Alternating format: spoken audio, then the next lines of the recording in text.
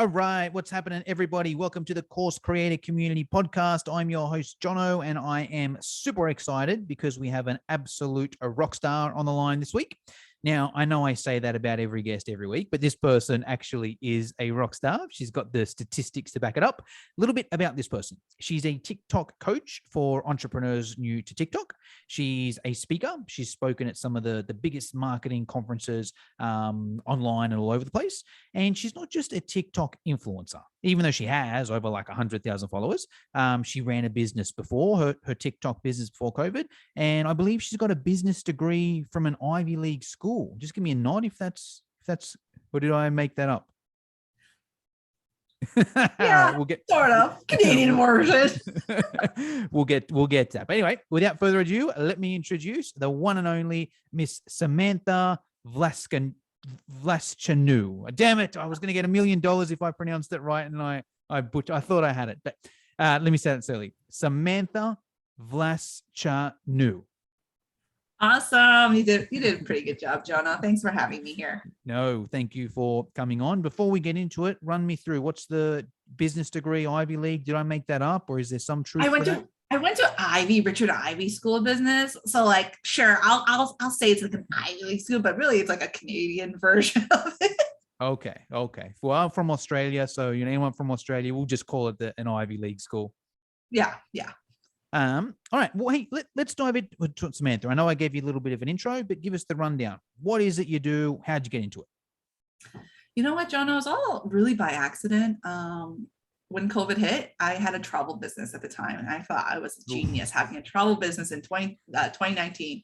COVID hit, and I felt like the biggest idiot in 2020 as an entrepreneur. That's the one business that's the major business you don't want to be in during COVID.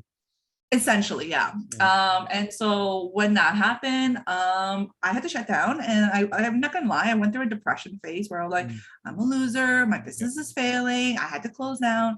I turned to TikTok as a way to distract myself, just to like, from the bad that was happening. And that's when I really saw the good of what this community had to offer. I was laughing on a daily basis. I was learning from like all these creative creators, and I was getting inspired by every single person on TikTok. The light bulb kind of went off. I was like, wow, there's a lot of creative creators on here, but not a lot of businesses utilizing this platform, because there was this negative stigma that it's just for kids. Yeah.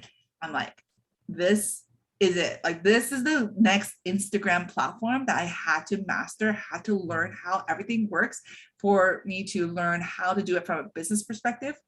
And then kind of just started slowly happening where businesses started asking me how I can help them do the exact same thing on TikTok.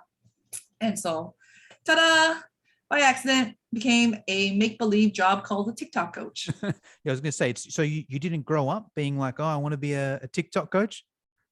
Jono, my parents still don't even know what I do. They probably think you're still in IT, right? Yeah, they're like, you're still in corporate, right? You still have health benefits, right? Okay, let's speak about TikTok in general, Samantha. So plenty of other platforms out there. And one thing I do on this podcast is interview people from every platform, right? So every platform has its advantages, its disadvantages. I want to hear the TikTok advantages. Why do you like it, for one, for a business side of things, but also for the course creators listening? If someone's listening to this and they're like, well, Samantha, I'm just going to do Instagram reels, or, my friend told me YouTube was better, or whatever it may be. Why TikTok for a course creator? Listen, all the other social media platforms, they all have their benefits. And I do truly believe that they have a different purpose that could serve for your business. And so I'm not putting them down or anything like that. But the one thing that TikTok has over the other advantages over the other platforms is, one, it's still fairly new for you to jump on as a new early adopter. And Jonah, you and I probably did not jump onto Instagram in 2009 when it first started. And we all looked at it like, oh, this is just for university kids. Yeah. Look what happened 11 years down the road. And every single business, every single coach, every single marketer is on Instagram. And it's a little bit hard to get your static posts seen unless you're doing reels. The TikTok side, because it's all video, it makes it a lot easier for people to retain your information, much easier. So nowadays, unfortunately, humans just have an attention span about 8.2 seconds. If less than a that, goldfish. 8.2, that's a long time. If I'm not, I'm thinking, if it doesn't get me in the first 3 or 4 seconds, I'm not staying for 8. Well, I guess you're an exception, but Some might be 8.2 longer. seconds. Some might be longer. I'm a 3 or 4. Some might give 15 seconds, so probably averages out at 8. Oh, your girlfriend must be so proud. But like at the end of the day, people are not going to be able to sit and watch and read 50 Instagram posts no more. Yeah. They're not able to read 5 to 7 articles no more, Yeah. but they can watch 100, 300 videos in one Yeah. sitting. Yeah. And that's a power of where TikTok comes in. It's loop format that shows the content that you are really wanting from the algorithm side, and it's tailored to you, and you're getting seeing content that you're most interested in. I'll piggyback on a couple things there. So 5-10 years ago, Facebook Live used to be all the rage, right?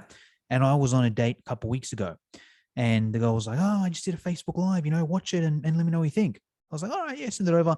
And it was a 14-minute live.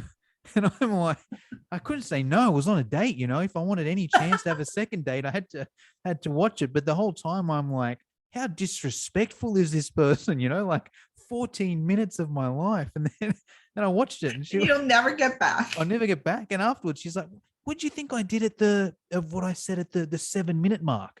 And I'm like, I didn't say this, but in my head, I'm like, if you think anybody is watching 7 minutes of this Facebook Live, you're kidding yourself. Whereas now it's as you mentioned, it's very quick. And I think the positive today is it forces the person to get to the point. A lot of Facebook Live would be like, "Hey guys, what's happening? What are you up to? I was at the beach today, and I'll start my live in a second. And oh, Samantha's on. Samantha, how was your weekend?" It's a minute or 2 minutes before the content even starts. Platforms like TikTok, Instagram Reels. I know there's longer forms as well, but in a nutshell, it's like, man, 15 seconds, you got to get your point across. So it forces to go quick. And I think like not only the content that you want to see, but I think TikTok, and I'm not sure if it's changed a little bit recently because I don't spend too much time on it, but when I did, it was more showing you people that you don't follow just as much as that you do, kind of thing. Like all the other platforms, you only really see it if you follow the people. TikTok would show me a good balance. I'd go on my For You page or whatever, and yeah, it would show me some people that I followed, but it would also show me a heap of new people that were similar to the content that I liked. So I think from a new creator, it's just so much easier to get in front of new people, right? That's a huge selling point. It's the fact that how Instagram, LinkedIn, Facebook are still kind of working, excluding Reels, is network driven, meaning your content is going out to the same 20 to 30% of your followers every single time. So it's Jono, it would be like myself watching your content, your mom, other entrepreneurs are cheering you on, and it's not always necessarily your new ideal audience. Whereas if you have the right strategy on TikTok, every time you're posting on TikTok, every single time, it's going out to about 30% of your current followers, 30% of local people in your area based on your IP address, and then 30% based on the hashtags and captions and the text you're using in the video, who TikTok will think would really enjoy your content. So you're looking at about 50%, excluding the overlap. That's all new audience every single time. And the only thing that was doing that before, pushing to new people that don't know who you are, was ads. And you're paying a lot for ads just to be seen for a short amount of time from a new audience. Whereas TikTok, it's all organic, and it can last anywhere between 1 to 6 months on average once you get going with TikTok. Okay, question here, Samantha. I'm curious to get your answer. Instagram Reels versus TikTok, because I know TikTok was first to the market, right? And all those advantages you mentioned were just TikTok. Now we've got Instagram Reels. What is it? What's your take on that? Like I mentioned, Reels, I understand why Instagram did it. Like they always, like every other board meeting, they just talk about TikTok in their board meetings. The CEO even mentioned that. And it's because of how the way TikTok has disrupted the entire social media platform, and the way people are absorbing content, and how they notice that TikTok has a much higher engagement rate than other social media platforms where people are just more passively scrolling along. So with Reels, yes, it is a very good copy copy of TikTok. And what I noticed over the last a year or so is that you'll get a lot when you get started with Reels, you get a lot of vanity metrics coming your way. So likes, views coming your way, but you'll notice that the engagement level might not be on par with TikTok in the sense of people are the way they're sharing the content, the way they are engaging with the content itself. And not to say that Reels won't change that, but I can tell right away the metrics are a little bit different, or how do I put this? The metrics on Reels seem like they're more equal in terms of weight. So what I mean by that is likes is just as equivalent as someone sharing the video.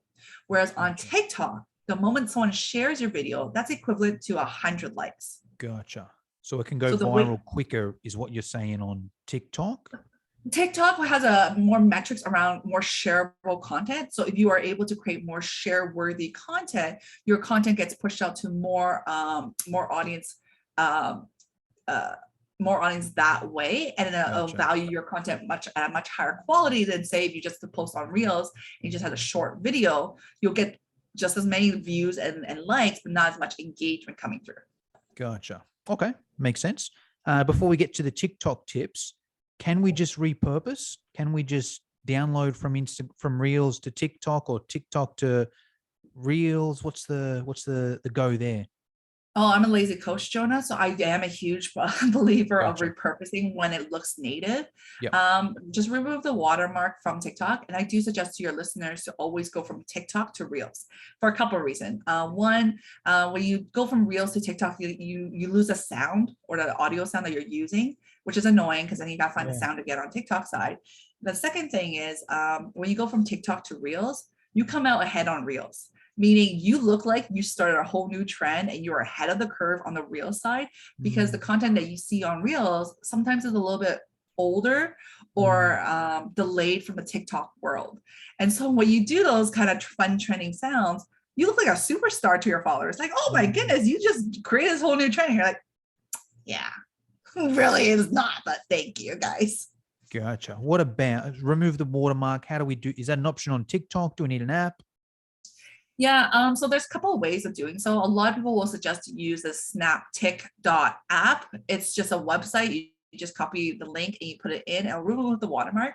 However, when you're getting with TikTok, I personally like telling my audience, my clients, to film their content as much as they can on their phone app instead of TikTok. And the reason behind that is because every time you're using TikTok to film, it compresses the quality. Then you're using another downloader to remove the watermark. So it compresses it even further. And then you're uploading to Reels. So you're compressing it even further. So the quality is not the same. So you want to try and keep the quality of your video as high as possible. Another way to remove the watermark. So that just go back there a sec, Samantha, so I'll get my head around that. So let's say I take the video on my phone and then I upload it to TikTok. And then I'll put maybe some words on there, some sounds on there. Are you saying I just do that on TikTok and then I do the same thing on Instagram, find the same sound, put the words on? Or are you saying, is it better if I get it on TikTok, download on TikTok? Is there a better way to do it, or? I personally like going from my camera then to the two platforms. As long as my video it's already edited and I just kind of add a couple more text to it, that's about it. But the other way to remove the watermark, if you're like lazy and you're like, I don't care about the quality, I'm not nitpicking, Jonah. Then another way is just screen record the video that you've made on TikTok. Before you post the video itself, so you can do a preview of the screen and just screen record your phone. That way the quality also stays at a much higher, and then you can also reuse that exact same video for multiple different purposes. Gotcha. All right, cool. That sets the framework. Let's get into TikTok specifically, Samantha. Number one tip. Let's say I'll set the situation. There's a course creator. They've got a TikTok account. Let's say they haven't posted anything before, but they know how it works, kind of thing. They scroll through and they want to use it, and they've already got a course, already got a niche. What's the first thing they've got to do on TikTok? Yeah. Okay. So if you're a course creator, I'm assuming you're a thought leader in an X space. So therefore you're an expert in something. The best way to convert on TikTok is doing educational content. And when you're doing educational content, Don't think of it as I got to fit everything in a 30-second clip. Think of it as I have unlimited amount of series that I can do to then really tailor my message for my audience to get it. And so what I mean by that is don't try and fit everything into 30 seconds. Break it into part series. Part series do really, really well on TikTok for a couple of reasons. It's showing you as a thought leader that you're not just doing this topic one-off time, and that you're actually going to answer multiple parts of questions that your audience will have around this topic that you might have. So maybe you're a business coach and now you want to talk about personal branding or launching or money mindset. Now make it out into a whole series on TikTok, and people will continue coming back for that. Gotcha. Now, when that should be easy for the course creator. They got hours of educational content, right? Just pick one little point, and there's 10 videos there off it. Exactly. But keep in mind, your free content should not be the how-to content. You want to prime your audience to take the next step with you and do more content around the who, the what, the why. Gotcha. Expand on that for a little. Expand on that a little bit for us. Yeah. So I'm not a huge fan of showing the how-tos on TikTok or Instagram, and it's for a couple of reasons. One, it doesn't prime my audience, especially since my audience is people who are not trusting that TikTok's the right move for their business. So if I was to show you, Jonah, like, oh, this is how to film on TikTok, this is how to do this as a special effect, this is how to do this transition, you're gonna go, I don't care. Like, what's the point of this? Yeah. But Jonah, if I was to create content on Instagram where I'm like, why are businesses jumping onto TikTok? What's the ROI of TikTok for your business? Who's most active on TikTok nowadays? I'm priming you to see that you are right now having a huge gap, missing out on TikTok, and that you need to take more urgent steps into really jumping onto TikTok to at the end of the day achieve your end goal. And that my end goal might be to like make $10,000 a month. And I'm showing you that TikTok will get you there if you decide to jump on. Gotcha. But my how-to content will not prime you to that. Yeah, awesome. Can we do that on a couple different niches? Because I think that'll be a good way to look at it. I've got some background in the fitness niche, so I'll share some examples there. If you're listening, and correct me if I'm wrong here, Samantha, but if you're listening to that in the fitness niche, what Samantha's saying is, don't necessarily show someone how to squat, exactly. Or show someone how to do a push-up. Like, they don't really care, right? That's what trainers want to know, that sort of stuff. Like your person that wants to lose weight or get fit, they don't really care how to do the squat. It's more like, hey, here's the benefits of resistance training. Hey, I did, this person did cardio, this person did resistance. Look which one was better. That's the power of resistance training. Hey, want to eat what you want and still lose weight? Well, resistance training, you're not giving the how-to there. That's what the course is for. You're giving that there. Can we do that on a couple different niches? Do you have any? Of course, throw some niches at me. Let's start. I'll give you some content out there. Yeah. Give me some of your audience niches. Let's go. Let's go relationships. Okay. So one of your topic might be like why 1 in 4 women are single. What are some of the biggest mistakes you're making on your first date? Yep. Myth versus truth. Should you withhold texting back after 24 hours after your first date? You've been following these people, you know these pretty well. Okay, what about maybe the creative space, like a language or an instrument or something like that? Yeah, like language. That's all right. Okay, so then I'll talk about like depends why does the language. I guess with the language. Why does the brain process? I was going to say with the language, it could depend, I guess, right? It's kind of like, are you doing the language to people that want to travel, or are you doing the language or are you doing it for people that want to learn because of their partners that language? Like, I guess that's why that's a harder one, I'm guessing. It's a little bit harder, but like, say for example, you have a language course and you want to try to teach your audience to speak French. So then we talk about like, why is it so hard for people to pick up a second language in their 30s? Mm-hmm. Right.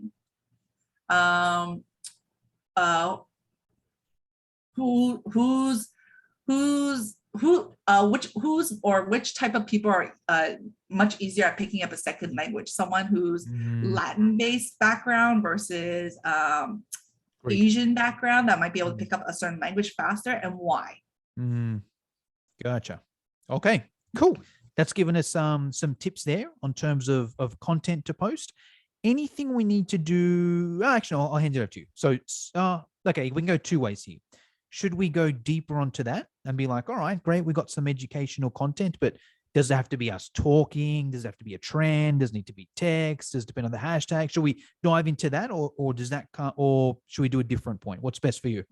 We can definitely dive into that. I just don't want to overwhelm everyone. The one thing I want to give you guys like a tip from the start is just MVP your TikToks, meaning I'd rather you go simple and just go for a minimal viable product where you test the demand out first before you spend like an hour or 2 hours trying to make your first video and then not testing on the demand of it. And so just aim for like 40% what you expected it to be.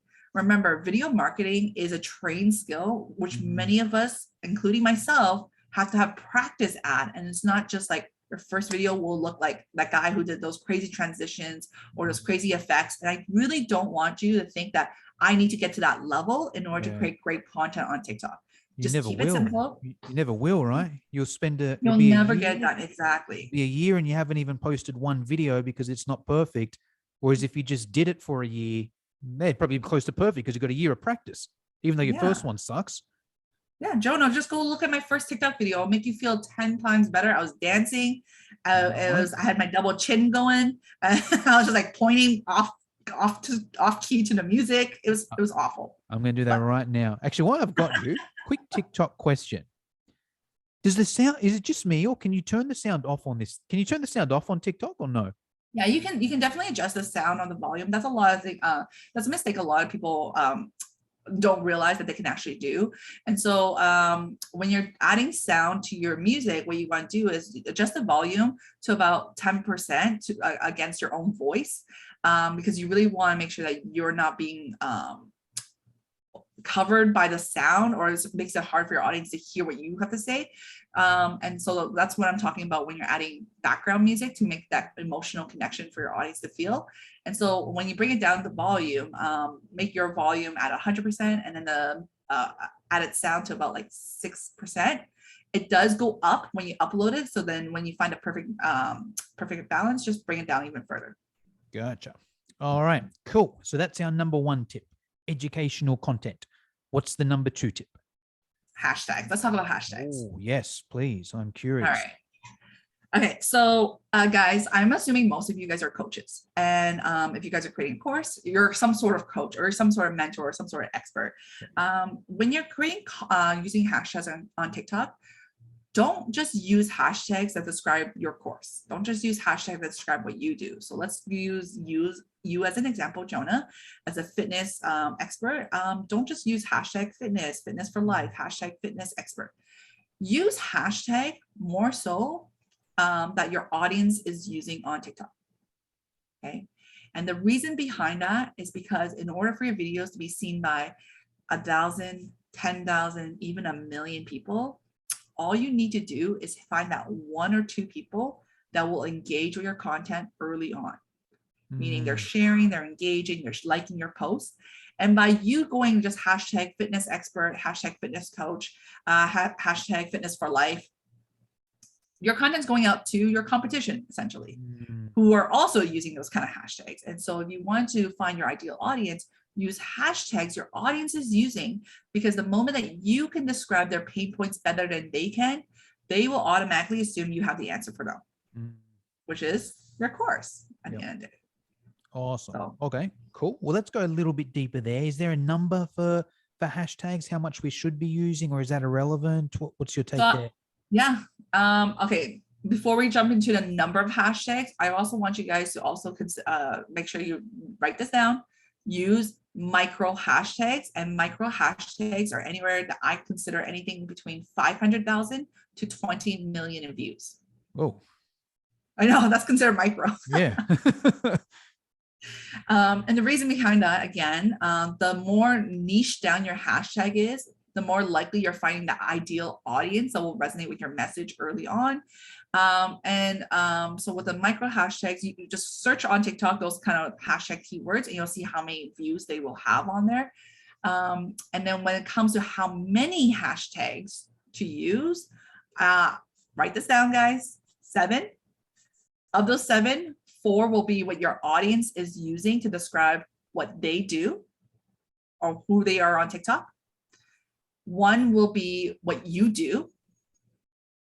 1 will be what your topic is about specifically. So get specific. Not if it was me, I'm not just going to use hashtag TikTok tips. That's just too broad.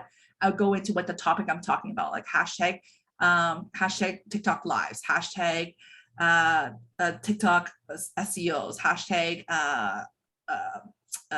hashtag video format. Like I'll get very specific with my topic. And the 7th hashtag, and again, write this down. This is really important. Highlight this one. Create a branded hashtag. So for example, might be for you, Jonah, might be hashtag Jonah's awesome.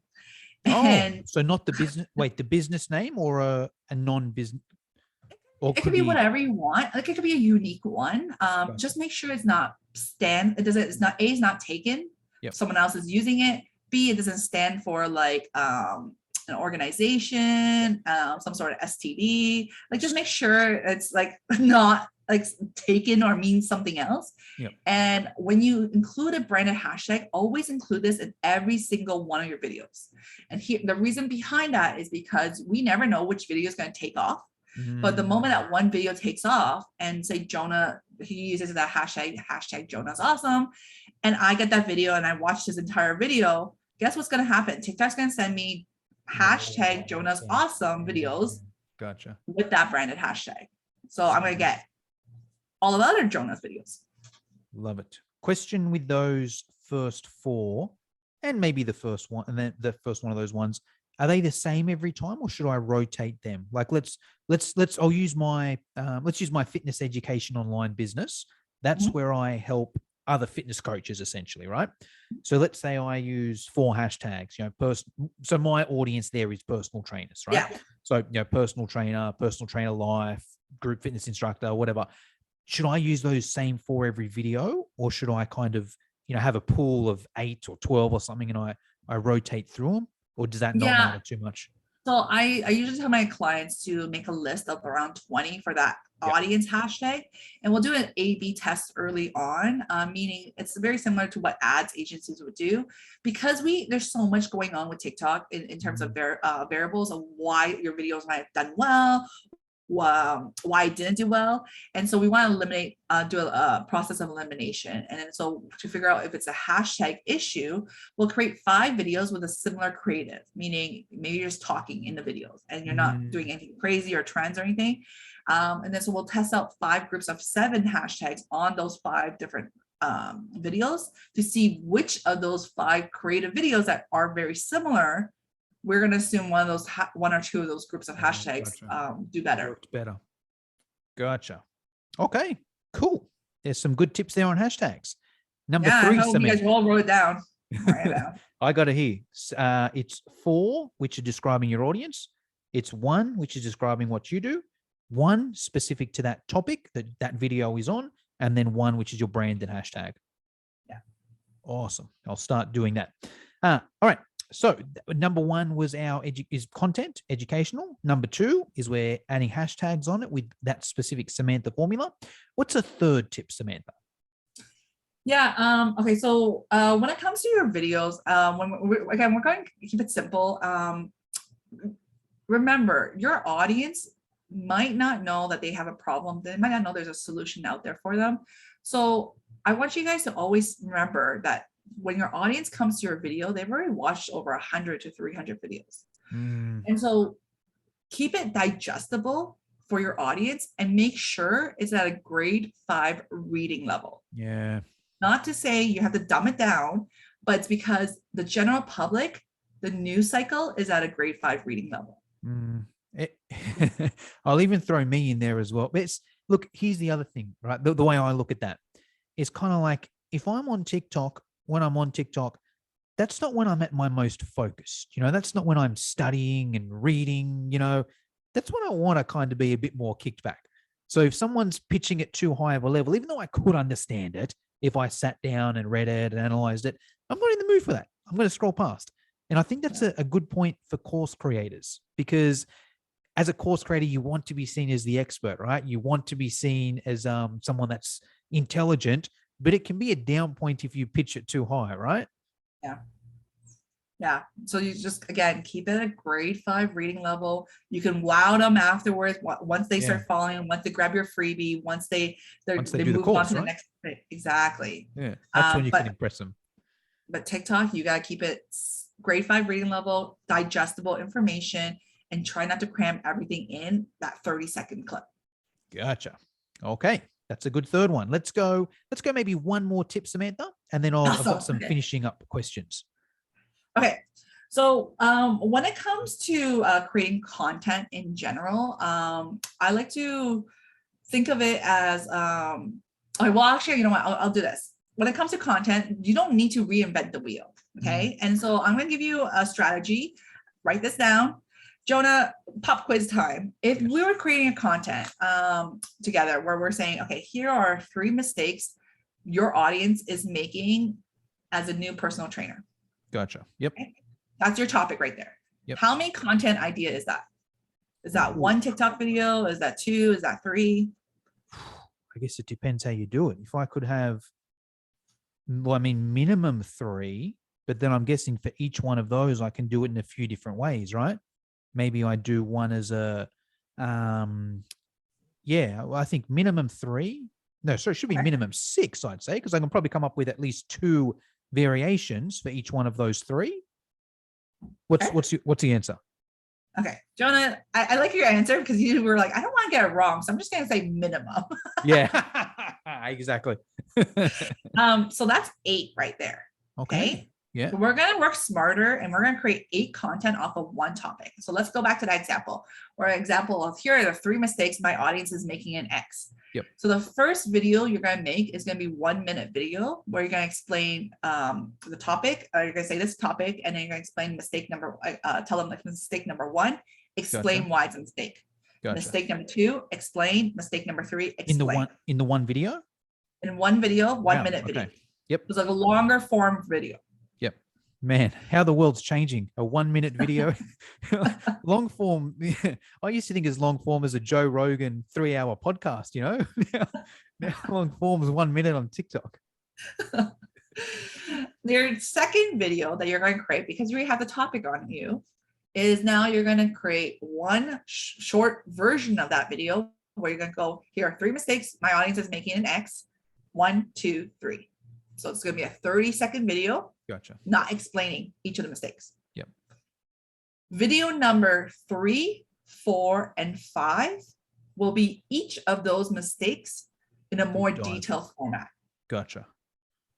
Okay. So you're gonna use a format like you guys can all Google this, like a PASO model. It's what a lot of sales copywriters will do in their emails. So you just state the problem, agitate the wound a little bit for your audience, like make it into a bigger problem for your audience to see, then offer a solution and an outcome. That's just Google PASO. It's everywhere. Okay. Then video number 6, 7, and 8 will now be each of those mistakes shown in a story format. So what I mean by that is you're going to either do it in your own personal experience when you first started your business. You're going to show it maybe as a client of yours that before what they were doing before they started working with you or joined your course. You're going to show it maybe in a timely news fashion related to some sort of celebrity or corporation that has made that mistake. Or you're going to just do it in an easy story format that most people can relate back to in an example like a grocery store, relationship, workplace, schoolyard. So for example, if I was to do this example, like this is the biggest mistake I see a lot of businesses make when it comes to how they start their videos on TikTok. They just go, hey, everybody. And I'll go into a story format being like, that's like if you walked into a party and you go, hey, everybody. And there's only one person in the room and the one person goes, why aren't you talking to me? So instead, what you want to do on your TikTok videos, use the word you instead of just everybody. That makes it more like you're talking to one person. That is a good point. So tie it back to either your own personal experience, your client's experience, some sort of timely event that's happening around the world. or a celebrity or a different corporation, or do an everyday example that people can relate back to much easier. Awesome. Love it. Okay. Well, there are 4 awesome tips there. Let's do a really quick summary, 20 seconds on each one. Okay. So point number 1 was educational content. What's the one takeaway we need to do from that, Samantha? Just show up and just do educational content. Don't have imposter syndrome. Kick it to the curb. You guys are experts. Just keep it short. Awesome. Number 2 was hashtags. Biggest tip there. Micro hashtags. Use more hashtags on your audience. Awesome. Point number 3. What was point number 3 again? I've forgotten point number 3. What did you do before the content one? Oh, I forgot now. I talk a lot. Was it keeping it concise, digestible? Yes, that was the one. Okay. Grade 5 reading level, digestible. Assume your audience don't even know who you are. Yes. Love it. Okay. And then point number 4, which was the content, which was work smarter, not harder. So create 8 content off of one topic. Not to say you have to post all 8 after each other, but at least you now have 8 content in your drafts to use a week later, 2 weeks later, a month later. Awesome. Okay. Now I've got some closing questions for you, Samantha. Yeah. Now, the first one, most of my guests are usually course creators. I know you do coaching and you run workshops. Do you have an online course yourself that's like an on-demand one? I do. It's just still sitting in my drafts. Okay. And I'm like, I have the whole MVP issue myself. I'm like, I'm trying to make it perfect. But you know what? It will launch by September. I guarantee you that. Okay, cool. Well, the question I usually ask is the software stack. Do you know at this stage, like what platform you're going to use to host the course on? Yeah, I'm using Kajabi. I just don't know if it's the best, or I'm sure you give me the input, but I'll tell you exactly right now. Kajabi is by far the best, right? Oh. Yeah, by far the best. The only limitation is it's also the most expensive. Do you know what plan you're on? I think I'm paying like $259 a month. So I think I'm in the middle one. Yeah. Middle one. Yeah. So Kajabi by far the best. Like I've tried all of them. My clients have tried all of them. Like there's no comparison. The limitation is only for people starting off. If they're new to their business, it's kind of like the minimum on Kajabi, I think, is $100 a month, which is not too bad. But you can only host like a minimum of 3 courses and a couple funnels in there. You know, then the next one up is the one you're on, about $250. That's starting to get a bit expensive for a new course creator, and still there's some limitations there in terms of number of courses, and that gets up to about $400 per month, which is okay, I guess. By the time you're on that, you know, you're ideally doing pretty well. But that's the one limitation for it. If money's no dramas, Kajabi hands down the best. Because they're all on TikTok, it should be the money coming your way anyway. So there we go. Okay, my next question, Samantha, is around mentors. So you're obviously a mentor for plenty of people that want to get better at TikTok. I'm curious to hear who your biggest mentors have been in the online business space. It doesn't have to be TikTok specific, but kind of that whole online business space. If you could answer this in 3 different ways. If you could give us a paid mentor, so someone that you've paid money to and you've done their course or their coaching program, an unpaid mentor, so someone that you haven't paid, but you follow them on Instagram or TikTok in probably your circumstance, and a book that you read or you recommend people should read to get better at online business. So paid, unpaid, and book. Honestly, my biggest mentor was Rachel Peterson. For a couple of reasons. The way she presents her information, the strategies, and just like a no gatekeeping mentality, and the way she always explains more than just TikTok, but it's about marketing in general. So I highly recommend everyone who's interested in understanding freelancing strategies, marketing your business online, follow or take a look at Rachel Peterson. Another one that I really enjoyed following on social media, Wave Wild. I think she was one of the original gods as a TikTok coach. She started it being a TikTok coach before it was even cool. She started it when people were actually giving her funny looks, being like, oh, you're a TikTok coach. And she started right from the beginning, and she just did not care what other people thought.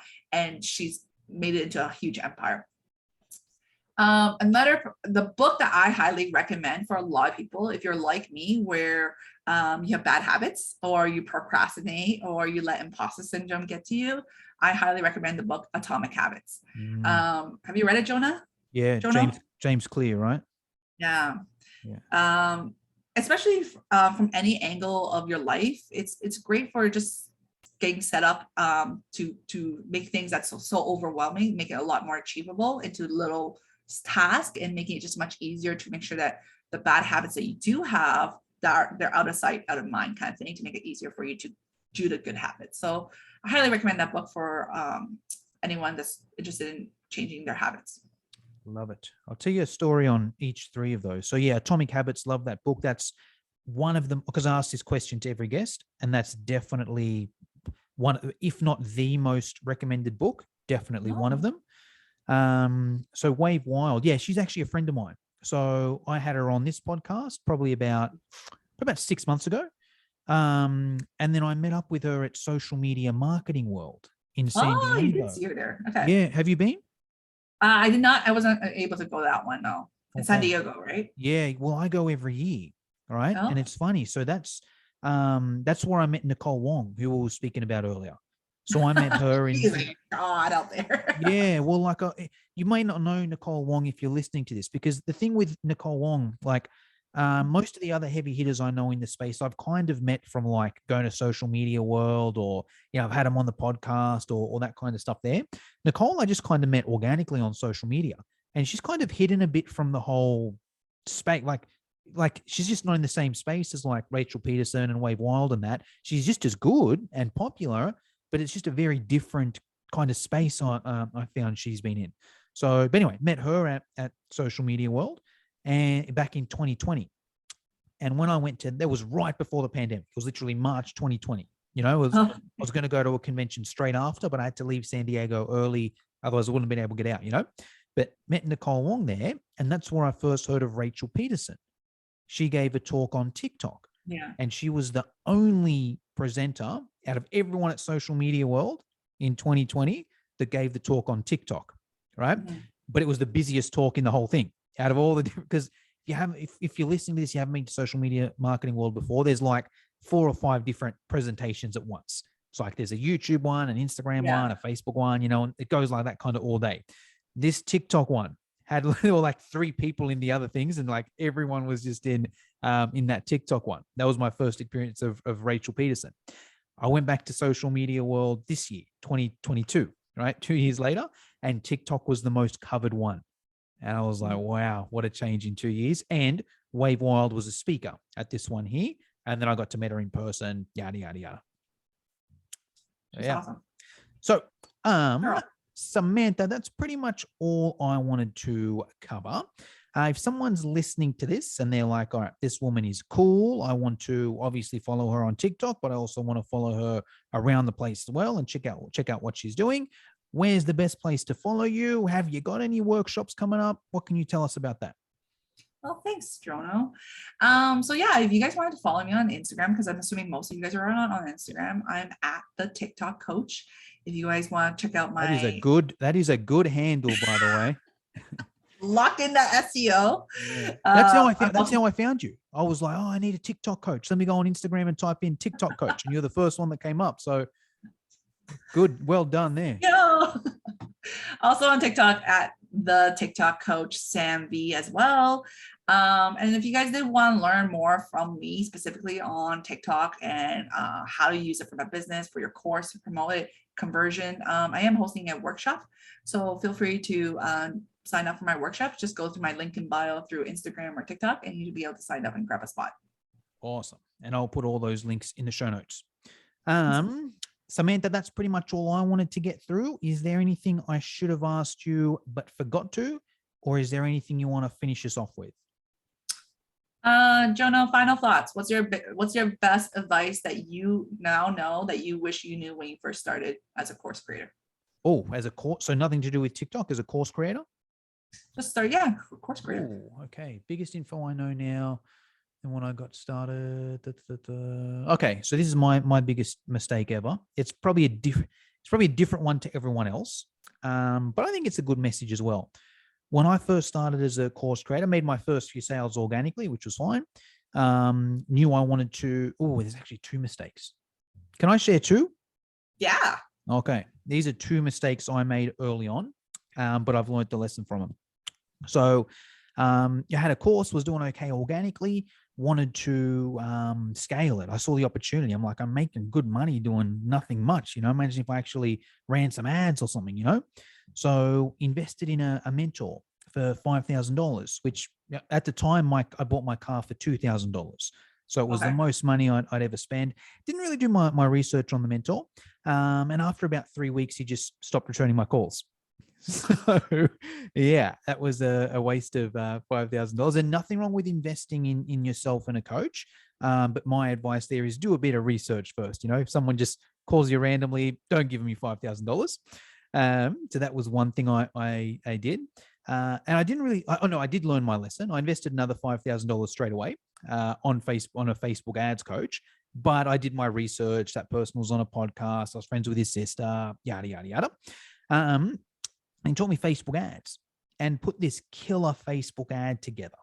Okay, I'll keep the numbers simple, but in a nutshell, I was selling a course that cost $500, right? And every $20 I put in Facebook ads would give me a sale for $500. Oh, wow. Not a bad ROI, right? That's a huge, great ROI. Guess how much dollars I was putting a day on the ad? I'll say 1,000. $10. Oh. Because I was scared. I was probably still scarred from the losing the $5,000, So here I was putting $10 a day, and I thought I was great. Oh, I'm making a sale every couple of days. This is great, and it was good. Making $1,000, $2,000 a week. It was pretty good. But and I didn't scale up because I was scared to spend more. And looking back now, I'm just like, man, I could have had the biggest list in the world. I should have put $2,000 a day on there, and I would have been making $50,000 a day. So they're probably not complete beginner mistakes, right? So it's probably not super relevant, but I think it's important if someone is at that stage, if they're like, hold on, I'm putting money in and I'm making more back. Hey, scale that up. And don't be afraid to invest in yourself. Yeah. Awesome. All right. Let's leave it at that for today. Thanks so much, guys.